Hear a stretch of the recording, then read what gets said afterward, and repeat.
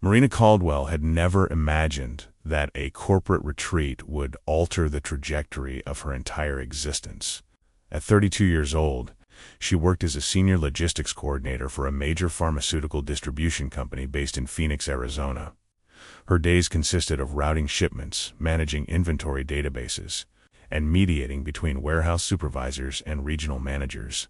The work paid adequately but offered little excitement beyond the occasional crisis when a delayed truck threatened to disrupt supply chains across 3 states. Her father, 61-year-old Raymond Caldwell, lived alone in a modest ranch-style house on the outskirts of Tempe, approximately 20 minutes from Marina's suburban apartment. Raymond had worked for decades as an automotive parts salesman before retiring 5 years earlier. His retirement had not been kind. Medical expenses from chronic diabetes and hypertension had consumed much of his savings, and he relied increasingly on Marina for financial assistance. She sent him money monthly, covered prescription costs, and handled repairs when his aging home required attention. The arrangement created friction. Raymond resented his dependence, often snapping at Marina during visits or making passive comments about how her husband never contributed to family obligations. Marina's husband, 35-year-old Derek Caldwell, managed a small landscaping business that struggled to remain profitable. The Arizona heat made outdoor work brutal during summer months, and competition from larger companies with commercial contracts kept Derek scrambling for residential clients. He worked long hours but rarely brought home enough income to match Marina's contributions to their household budget. This imbalance fueled recurring arguments. Derek felt emasculated by his wife's higher earnings, while Marina grew frustrated with his defensive reactions whenever finances came up in conversation.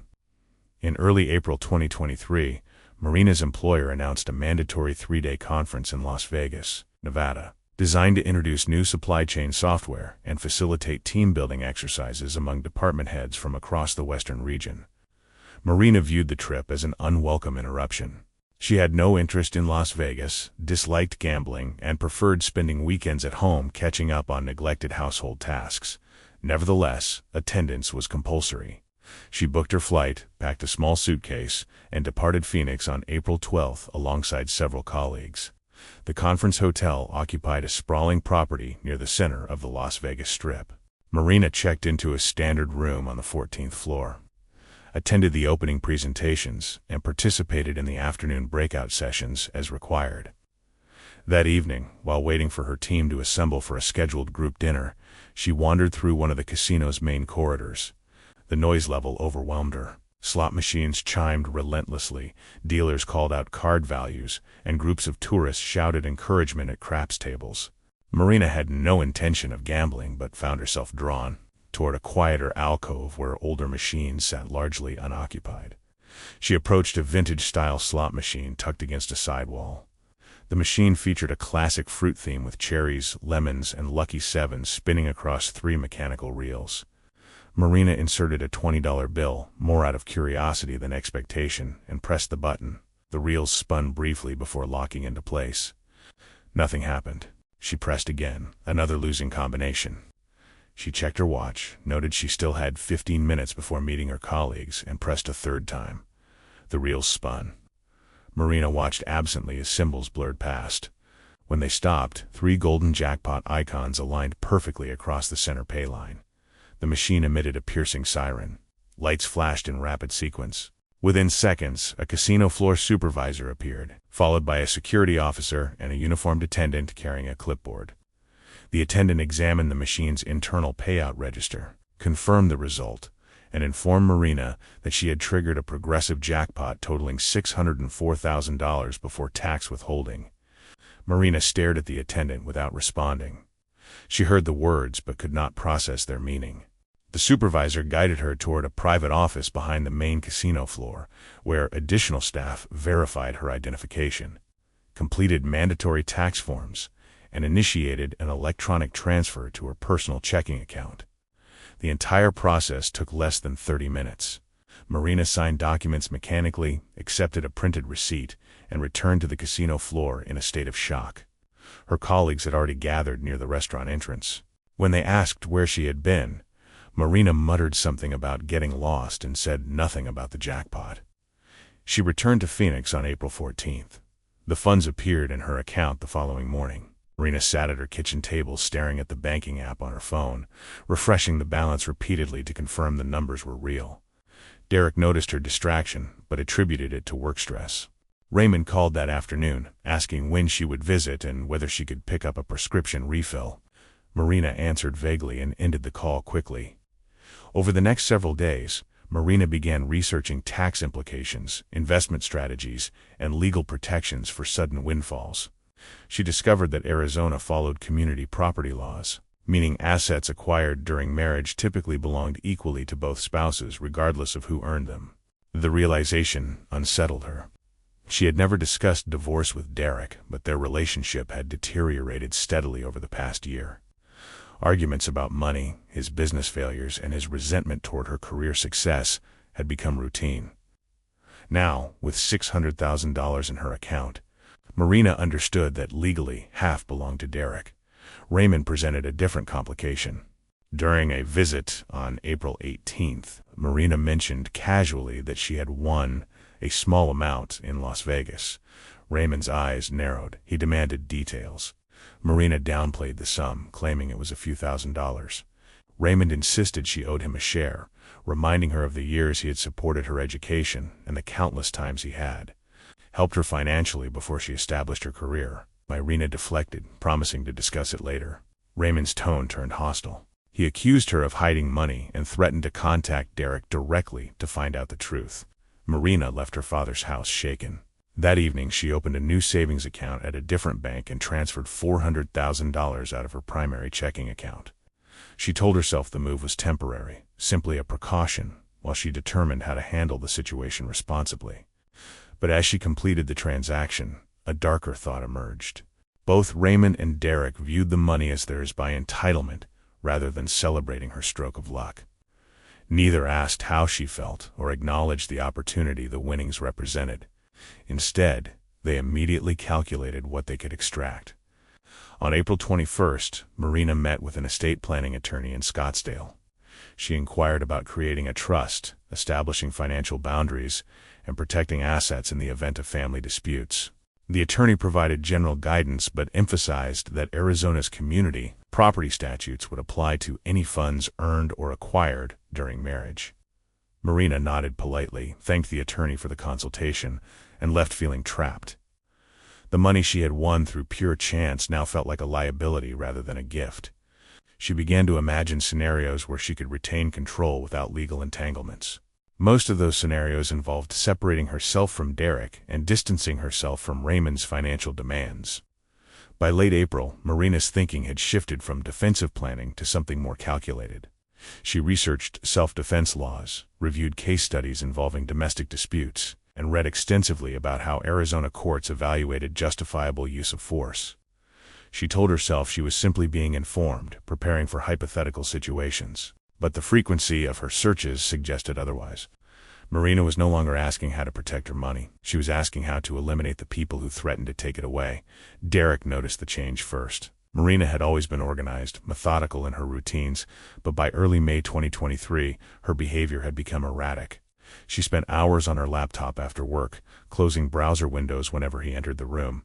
She avoided eye contact during meals and offered short, clipped responses to his questions.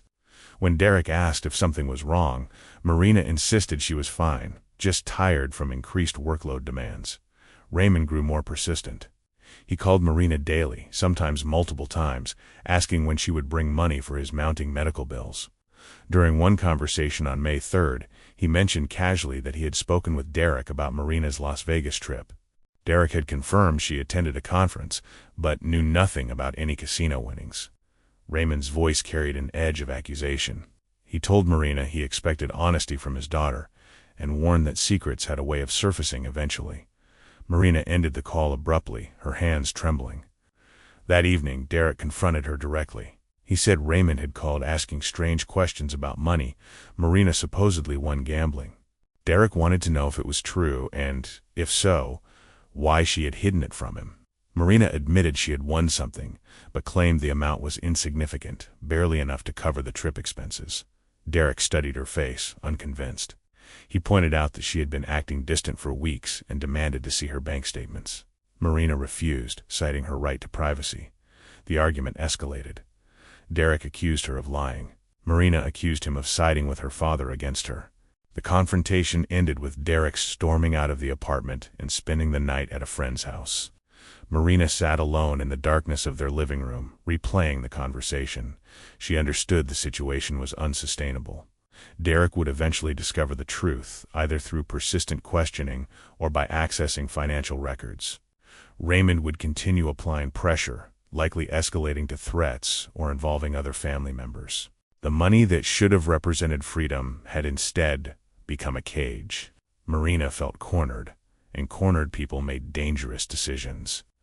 On May 6th, Marina contacted a former colleague named Trevor Hastings. Trevor worked in the pharmaceutical company's security division, managing access protocols and monitoring internal systems. Marina and Trevor had maintained a cordial professional relationship, occasionally sharing lunch breaks and discussing workplace frustrations. Trevor had recently gone through a difficult divorce and spoke openly about his ex-wife's efforts to drain his finances through prolonged legal battles. Marina sensed he might understand her predicament without judging too harshly. She invited him for coffee after work under the pretense of seeking advice about a personal matter. They met at a quiet cafe near the company's Phoenix headquarters. Marina explained, in carefully measured terms, that she had come into unexpected money and faced family members attempting to claim portions they had not earned. She described Derek's increasingly hostile attitude and Raymond's relentless demands. Trevor listened without interrupting, his expression neutral. When Marina finished, Trevor leaned back in his chair and asked how much money they were discussing. Marina hesitated before admitting the full amount. Trevor whistled softly. He said that kind of windfall changed everything, that people would do unpredictable things when large sums were involved. He then asked a question that made Marina's pulse quicken. Have you thought about what happens if they don't stop pushing? Marina said she had considered options, but felt trapped by legal and family obligations. Trevor nodded slowly. He mentioned that sometimes situations resolved themselves when the right pressure was applied in the right way. He did not elaborate, but his meaning was clear. Marina did not respond directly. Instead, she thanked him for listening and said she needed time to think through her next steps. Trevor told her he was available if she wanted to talk again, adding that complicated problems sometimes required complicated solutions. Over the following week, Marina's interactions with both Derek and Raymond grew increasingly strained. Derek demanded access to their joint financial accounts, insisting he had a legal right to know about any community property. Marina stalled, claiming she needed to consult with her bank first. Raymond called on May 10th, stating bluntly that he expected $10,000 by the end of the month to cover overdue medical expenses and home repairs. When Marina protested, Raymond's voice turned cold. He said he had raised her, paid for her education, and deserved compensation for his sacrifices.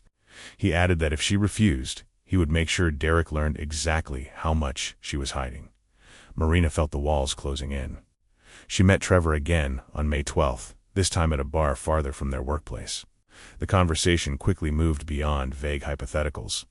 Trevor asked if Marina had ever considered what her life would look like without the people causing her stress. Marina admitted the thought had crossed her mind but said she could never act on something so extreme. Trevor shrugged. He said people underestimated what they were capable of when survival instincts kicked in. He mentioned a friend who had successfully claimed self-defense after a domestic incident, despite questionable circumstances. The case had been messy, he explained, but the legal system favored individuals who appeared genuinely threatened. Marina absorbed the information without comment. Trevor ordered another drink and continued speaking, his tone casual but deliberate.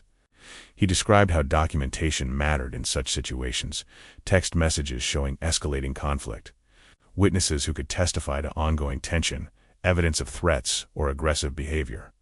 He emphasized that perception shaped outcomes more than objective truth. If someone believed they were in danger, and if the circumstances supported that belief, juries tended to be sympathetic. Marina asked how someone would even begin constructing such a narrative. Trevor smiled faintly. He said it started with small steps, creating a record of disputes, establishing patterns of behavior, positioning oneself as the victim rather than the aggressor. He suggested Marina begin documenting her father's financial demands and Derek's hostile reactions. He recommended she confide in trusted friends or coworkers about feeling pressured or unsafe. The goal, he explained, was to build a framework that would make sense retroactively if things went wrong. Marina left the bar feeling both disturbed and strangely energized. Trevor had articulated what she had been thinking but had not dared to voice. The idea was monstrous, yet it offered a path forward where none had existed before. She drove home in silence, her mind racing through possibilities and consequences. When she arrived at her apartment, Derek was waiting. He held his phone up, showing a bank alert notification. One of their joint credit cards had been used to pay for the estate planning consultation in Scottsdale. Derek demanded an explanation. Marina said it was routine financial planning. Derek called her a liar. The argument became physical when Derek grabbed Marina's wrist, trying to take her phone to check her banking apps. Marina pulled away, shouting at him to leave her alone. Derek released her but stood blocking the doorway, his face flushed with anger. That night, Marina sent Trevor a text message. "We need to talk more. Soon." Marina met Trevor at a remote diner off Interstate 10, 30 miles east of Phoenix, on May 15, 2023. She chose the location deliberately, far from anyone who might recognize them. Trevor arrived first, selecting a corner booth with clear sight lines to the entrance. When Marina slid into the seat across from him, her expression conveyed urgency mixed with fear. She wasted no time on pleasantries. Derek had become unbearable, she explained. The confrontation over the credit card alert had triggered a series of escalating incidents. He monitored her movements, questioned her about every transaction, and accused her of planning to leave him. Raymond had called twice more, each time demanding immediate payment and threatening to expose her deception to Derek if she continued stalling. Marina said she felt suffocated, trapped between two men who viewed her solely as a financial resource. Trevor listened patiently, stirring his coffee in slow circles. When Marina finished, he asked a direct question. "What outcome do you actually want here?" Marina hesitated. She said she wanted her freedom, wanted to keep the money she had rightfully won, wanted to live without constant pressure and manipulation. Trevor nodded. He said those were reasonable desires but required decisive action. Half measures would fail. Derek would not accept divorce without fighting for his share of the winnings.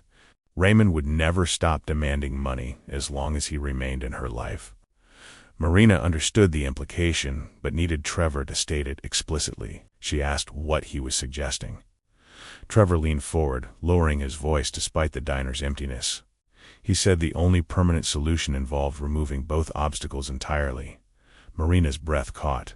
She asked if he was serious. Trevor's expression remained neutral. He said he was simply outlining options. The decision belonged to her, but she should understand that continuing on her current path would eventually result in losing everything she had gained. Marina sat in silence, processing the weight of the conversation. Trevor continued speaking, his tone clinical and detached. He explained that successful outcomes depended on three factors: plausible circumstances, credible narrative, and minimal evidence linking the involved parties. If Marina could create a situation where she appeared to be defending herself against genuine threats, the legal system would work in her favor. Arizona law permitted use of deadly force when someone reasonably believed they faced imminent danger of death or serious physical harm. The key word was reasonably. Perception mattered more than reality. Trevor outlined a framework. Marina needed to document escalating behavior from both Derek and Raymond. She should confide in friends or co-workers about feeling unsafe, establishing a record of expressed fear. She should avoid deleting text messages or emails that showed their demanding or aggressive tone. Most importantly, she needed an incident that would justify extreme defensive measures, confrontation that could be portrayed as life-threatening, even if the actual danger remained ambiguous. Marina asked how something like that could be arranged without appearing orchestrated. Trevor said the answer was opportunity. People behaved predictably under stress. Derek was already volatile about the money. Raymond's desperation for funds made him increasingly reckless. If Marina could engineer a situation where both men were present, their combined aggression might escalate naturally into something she could exploit. The trick was ensuring she controlled the environment and the narrative that followed. Over the next hour, they discussed specifics. Trevor suggested Marina invite Raymond to her apartment under the pretense of finally agreeing to give him money. She would tell Derek separately that her father was coming to discuss family matters. The meeting would create tension by design, Raymond expecting payment, Derek suspicious of his wife's intentions, and Marina positioned between them as the apparent victim of their joint pressure. If things became heated, as they likely would, Marina could claim she felt cornered and feared for her safety. Trevor emphasized the importance of witnesses who could later testify to Marina's state of mind. She should tell coworkers beforehand that she was dreading the meeting, that both men had been making threats, and that she did not know what would happen. She should send text messages to trusted friends expressing anxiety. These communications would establish her as someone genuinely frightened rather than someone orchestrating violence. Marina asked about the weapon. Trevor said using Derek's own firearm would be ideal. It reinforced the narrative that she acted in desperation, grabbing whatever was available in a moment of panic. Marina revealed that Derek kept a registered handgun in their bedroom closet, a 9mm semi-automatic he had purchased years earlier for home protection, but rarely used. Trevor said that was perfect. She should familiarize herself with how it operated, but avoid leaving her fingerprints on it until the critical moment. The conversation shifted to aftermath management. Trevor explained that Marina's immediate response after any incident would be crucial. She needed to call emergency services herself, establish herself as the victim, and provide a consistent account of events. Her story should be simple. The two men became aggressive, she felt trapped, one of them reached for the gun, and she acted to protect herself. Investigators would focus on physical evidence and witness statements. But if Marina appeared genuinely traumatized and her prior communications supported her claims of fear, scrutiny would be limited. Marina asked about Trevor's role. He said he would remain entirely separate from the situation. They would not communicate before or after the incident. His function was purely advisory, providing information she could use or disregard as she chose. If questioned later, he would simply be a coworker who had listened to her personal troubles, nothing more. Marina understood. The arrangement offered her deniability while giving Trevor insulation from consequences. Before leaving the diner, Trevor offered one final piece of advice. He said Marina should spend the next week reinforcing her narrative through careful, consistent messaging. She should appear increasingly distressed at work, mention the upcoming meeting with her father, and express concern about Derek's behavior. The goal was creating a trail that investigators would follow backward, confirming her version of events through seemingly independent sources. Marina drove home that night with her hands gripping the steering wheel so tightly her knuckles turned white. The plan was insane, monstrous even, yet it made a terrible kind of sense. She had spent weeks searching for a solution that preserved her windfall while freeing her from Derek and Raymond's control. Every legal option led to losing half the money or enduring years of conflict. Trevor's proposal was brutal but effective. It offered finality. Over the following days, Marina executed the groundwork methodically. She confided in her supervisor that family stress was affecting her concentration. She told two coworkers that her father and husband were both demanding money she had won, and she feared what might happen when she refused. She sent text messages to a friend from college, describing her dread about an upcoming confrontation. Each communication was genuine enough to pass scrutiny while carefully establishing her as someone under duress. On May 22nd, Marina called Raymond and told him she was ready to discuss financial support. She invited him to her apartment the following evening, promising they would resolve matters once and for all. Raymond agreed immediately, his tone triumphant. Marina then informed Derek that her father would be visiting to talk about family issues and that his presence was necessary. Derek responded with suspicion but said he would be there. Marina hung up the phone and stared at the calendar on her kitchen wall. May 23rd was circled in red marker. Everything she had set in motion would converge in 24 hours. There was still time to cancel, to abandon the plan, and accept whatever consequences followed. But as she considered that possibility, Marina felt only exhaustion. She was tired of fighting, tired of justifying her right to keep what was hers, tired of men who believed they owned pieces of her life simply because they had played roles in it. She walked to the bedroom closet, opened the top shelf, and looked at the lockbox containing Derek's handgun. Her hands did not shake as she reached for it. May 23, 2023 began unremarkably. Marina arrived at work early, completed her assigned tasks with mechanical precision, and left the office at 4:30 in the afternoon. She stopped at a grocery store near her apartment, purchasing items for a meal she had no intention of preparing. The act served a purpose.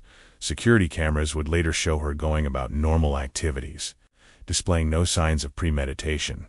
Derek was already home when she arrived. He sat on the couch scrolling through his phone, barely acknowledging her entrance. Marina put away the groceries and mentioned that Raymond would arrive around 7 o'clock. Derek grunted acknowledgement. The tension between them had become so routine that extended silence no longer felt unusual. Marina went to the bedroom and changed into comfortable clothing, jeans, and a plain shirt. Nothing that would later appear calculated or staged. At 6:40, she returned to the living room and reminded Derek that her father would be there soon. Derek looked up, his expression hardening.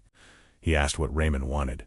Marina said he was coming to discuss family finances and that she needed Derek present because the conversation involved both of them. Derek's jaw tightened. He said he was tired of Raymond treating him like an outsider in his own marriage. Marina did not respond. Raymond arrived at 7-0-5. Marina heard his truck pull into the apartment complex parking lot, the diesel engine loud enough to identify even before she saw him through the window. She opened the door before he could knock. Raymond entered without greeting, his eyes scanning the room until they settled on Derek. The two men exchanged brief, cold nods. Marina gestured toward the dining table, suggesting they sit. Raymond ignored her and remained standing near the kitchen counter. He said he had driven across town and did not intend to waste time on formalities. He wanted to know when Marina would transfer the money she owed him. Derek's head snapped toward Marina. He asked what money Raymond was talking about. Marina felt her pulse accelerate but kept her voice steady. She said she had told Raymond she would help with some medical expenses, nothing more. Raymond's face reddened. He said Marina was lying, that she had won over $600,000 in Las Vegas and had been hiding it from everyone. Derek stood abruptly, the chair scraping loudly against the floor. He stared at Marina, his expression shifting from confusion to fury. He demanded to know if it was true. Marina hesitated. The pause was enough. Derek began shouting, accusing her of deception, of planning to leave him, of treating him like he did not matter. Raymond joined in, his voice rising to match Derek's volume, insisting that Marina owed him at least $50,000 for everything he had sacrificed raising her alone. Marina backed toward the hallway leading to the bedroom. She raised her hands, trying to calm both men, but her words were drowned out by their overlapping accusations. Derek moved closer, pointing his finger inches from her face. He said she had no right to hide community property, that half of everything she won belonged to him legally. Raymond circled around the other side, blocking her path to the front door. He said she was selfish, ungrateful, and that he would make sure Derek took her to court if she did not pay what was owed. Marina felt the wall against her back. She glanced between the two men, both now standing less than 5 feet away, their anger filling the small apartment like a physical force. She said she needed space, that they could discuss this calmly if everyone just stepped back. Neither moved. Derek reached out and grabbed her wrist, not violently but firmly, demanding she unlock her phone and show him her bank accounts. Marina jerked her arm free. Raymond stepped closer, his voice dropping to a harsh whisper. He said she had 1 week to transfer the money, or he would make her life miserable in ways she could not imagine. Marina's breathing quickened. She pushed past Raymond, moving quickly down the hallway toward the bedroom. Derek followed immediately, shouting that she was not walking away from this conversation. Raymond came after him, saying they were not finished. Marina reached the bedroom and went directly to the closet. She pulled open the door, grabbed the lockbox from the top shelf, and fumbled with the combination lock. Her hands shook as she entered the code. Derek appeared in the doorway. He demanded to know what she was doing. Marina opened the box and pulled out the 9mm handgun. She turned, holding it at waist level, her finger near but not on the trigger. Derek froze. Raymond came up behind him and stopped mid-step when he saw the weapon. Marina's voice was low, almost inaudible. She said they needed to leave. Both men stared at her. Derek's initial shock gave way to disbelief. He said she was being ridiculous, that she was not going to shoot anyone. He took a step forward. Marina raised the gun higher, pointing it at Derek's chest. She repeated that they needed to leave immediately. Raymond spoke from behind Derek, his tone shifting from anger to caution. He said Marina was making a terrible mistake, that threatening them with a gun would only make everything worse. He suggested she put the weapon down so they could talk reasonably. Derek echoed the sentiment, saying she was overreacting, that nobody was trying to hurt her. Marina felt time compress. Every sound seemed amplified, the hum of the air conditioning unit, the distant traffic noise from the street outside, her own rapid breathing. Derek took another step forward, his hand extended as if to take the gun from her. Marina's finger moved to the trigger. She shouted for him to stop. Derek hesitated but did not retreat. He said she would not shoot him, that she did not have it in her. The gun discharged with a sharp crack that reverberated through the small bedroom. Derek stumbled backward, his hand moving to his chest. Blood spread rapidly across his shirt. He looked at Marina with an expression of complete incomprehension before collapsing against the doorframe. Raymond shouted Derek's name and moved toward him. Marina swung the gun toward her father. Raymond froze, his hands raised. He said Marina's name repeatedly, his voice breaking. Marina fired again. The second shot struck Raymond in the upper abdomen. He fell sideways into the hallway, clutching at his stomach. Marina stood motionless, the gun still raised, smoke curling from the barrel. Derek had slumped to the floor, his breathing shallow and labored. Raymond was gasping, trying to speak but producing only wet, choking sounds. Marina lowered the weapon slowly. She looked at both men, neither of whom was moving purposefully anymore. She walked past Raymond's body, stepped over Derek's legs, and went to the living room. She picked up her phone from the coffee table with hands that had begun trembling violently. She dialed 911. When the operator answered, Marina's voice was high and strained. She said she had shot her husband and father in self-defense, that they had attacked her, that she feared they were going to kill her. The operator asked if anyone needed medical assistance. Marina said yes, both of them were bleeding. The operator instructed her to stay on the line and confirmed that emergency responders were being dispatched. Marina sat on the couch, still holding the phone, staring at the hallway where blood was beginning to pool on the hardwood floor. She repeated to the operator that they had cornered her, that she had no choice, that she was terrified. The words came automatically, rehearsed through weeks of mental preparation. But, beneath the practiced responses, Marina felt only emptiness. She had crossed a threshold from which there was no return. Sirens wailed in the distance, growing louder with each passing second. Phoenix Police. Department patrol units arrived at Marina's apartment complex at 7:32 p.m. Officers Jacob Reese and Andrea Portman entered the apartment with weapons drawn, finding Marina seated on the couch exactly where the 911 operator had instructed her to remain. She looked up at them with wide eyes, her face streaked with tears, and raised her hands without being asked. Officer Reese secured the handgun from the coffee table where Marina had placed it, while Officer Portman moved quickly down the hallway toward the bedroom. Portman found Derek Caldwell lying motionless in the bedroom doorway, a single gunshot wound to his chest still bleeding steadily. Raymond Caldwell was sprawled in the hallway several feet away, clutching his abdomen, his breathing shallow and irregular. Portman called for paramedics to enter immediately. Emergency medical technicians rushed in with equipment, working frantically on both victims. Derek showed no pulse and was pronounced dead at the scene within minutes. Raymond was conscious, but fading rapidly. Paramedics stabilized him enough for transport and loaded him into an ambulance. He died en route to Phoenix Regional Medical Center. Officer Reese placed Marina in handcuffs and read her rights. She nodded understanding but said nothing beyond requesting to speak with a lawyer. Reese noted her composure in his preliminary report, describing her as calm despite the traumatic circumstances she claimed to have experienced. The apartment was sealed as a crime scene. Detectives Carl Mendoza and Lisa Huang arrived within 40 minutes, taking command of the investigation. Mendoza was a 22-year veteran of the Phoenix Homicide Unit, methodical and skeptical by nature. Huang had transferred from the White-Collar Crime Division 2 years earlier, bringing expertise in financial motives and digital forensics. They walked through the apartment systematically, photographing every angle before allowing crime scene technicians to begin evidence collection. The layout troubled Mendoza immediately. Both victims had been shot in close quarters, but the apartment showed no signs of a violent struggle. Furniture remained undisturbed. No objects were broken. The dining table still held Raymond's truck keys exactly where he had placed them upon arrival.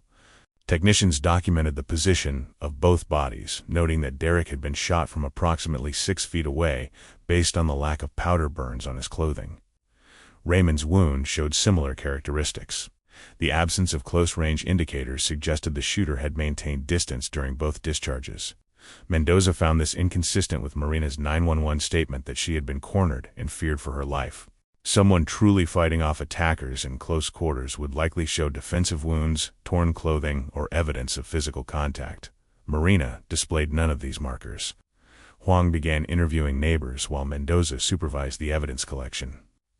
3 residents from adjacent units reported hearing a loud argument starting around 7:15. The voices were male, angry, and escalating.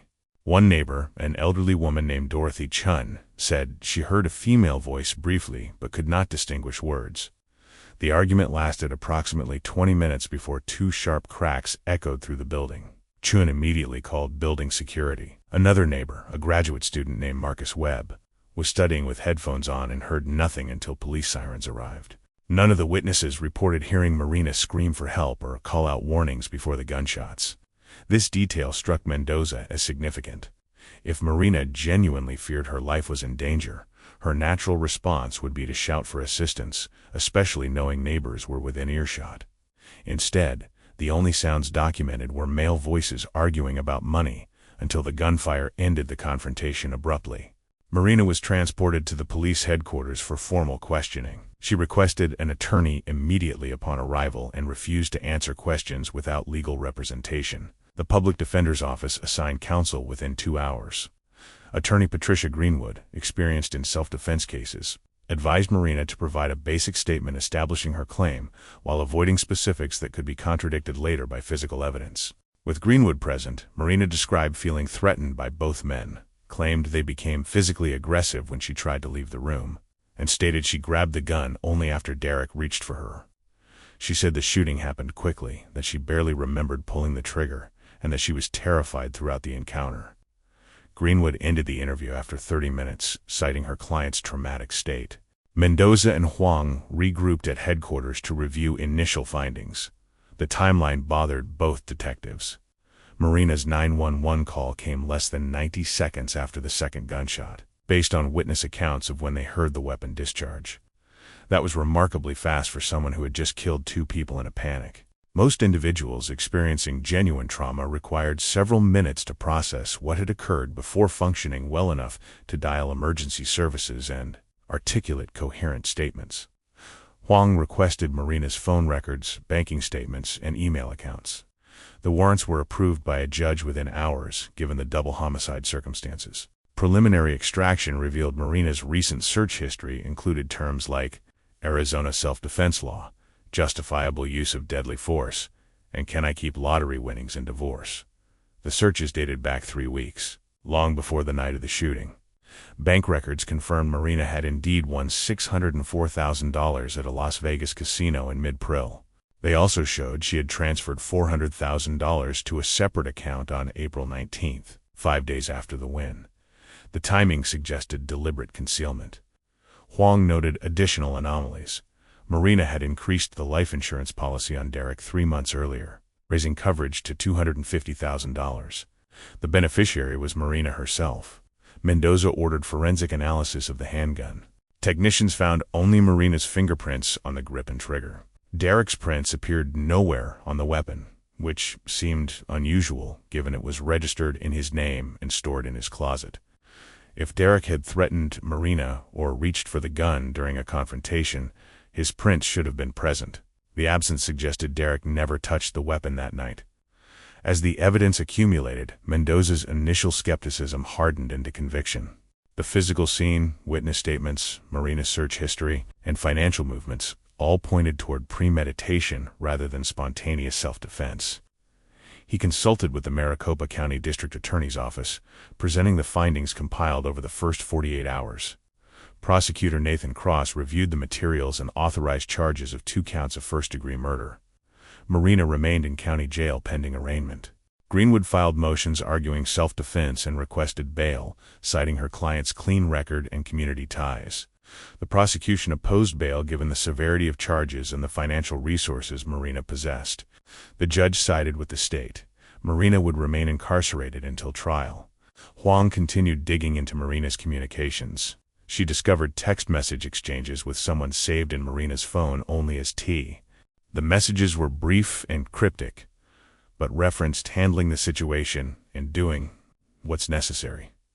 Huang traced the number to Trevor Hastings, a security coordinator at Marina's employer. When detectives contacted Trevor for questioning, he initially denied any substantive conversations with Marina beyond casual workplace interactions.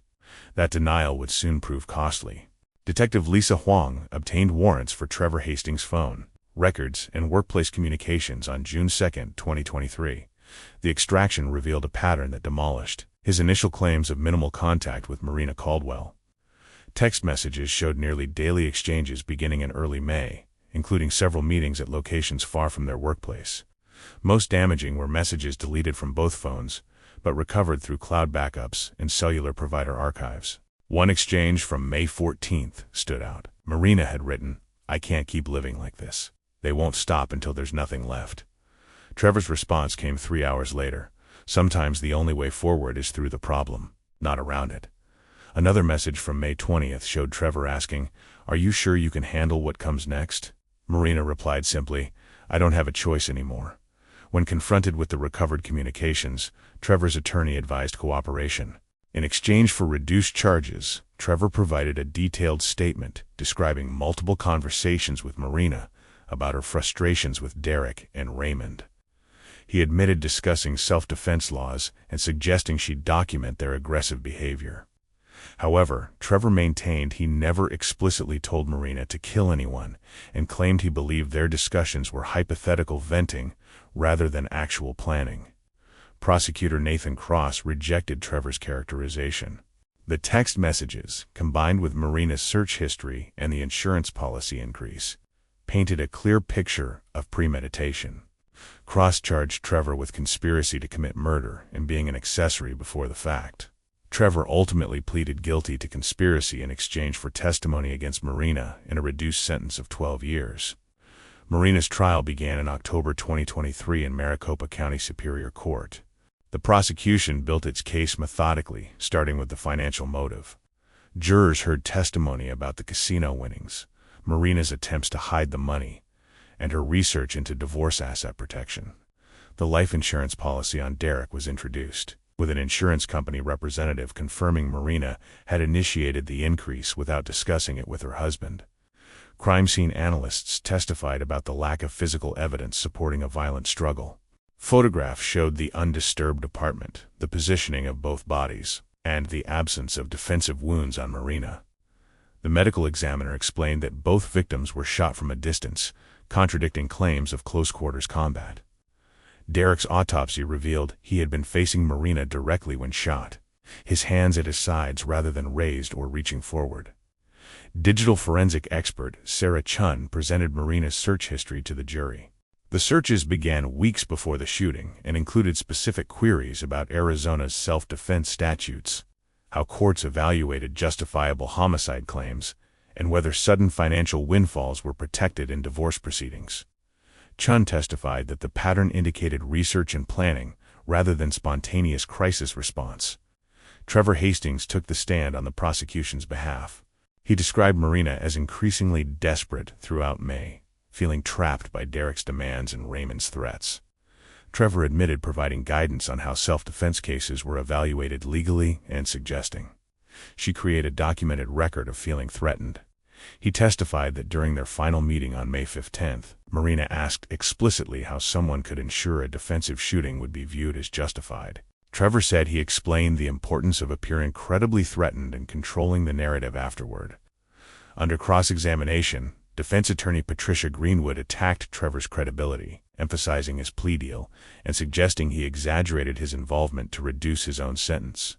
Greenwood highlighted text messages where Marina expressed genuine fear about Derek's temper and Raymond's financial pressure. She argued that Marina's research into self-defense laws was the reasonable action of someone actually feeling endangered, not evidence of planning murder. The defense presented character witnesses describing Derek's volatile personality and his anger over Marina's success. Co-workers testified that Marina had confided fears about her husband's reaction to the casino winnings. Greenwood argued that on May 23rd, Marina found herself trapped between two aggressive men demanding money, panicked and made a split-second decision to protect herself. The prosecution's rebuttal dismantled this narrative. Cross introduced the timeline, noting that Marina's 911 call came impossibly fast for someone in genuine shock. He replayed portions of the call where Marina's voice, though strained, remained coherent and controlled. Cross argued this was the performance of someone executing a plan, not someone traumatized by unexpected violence.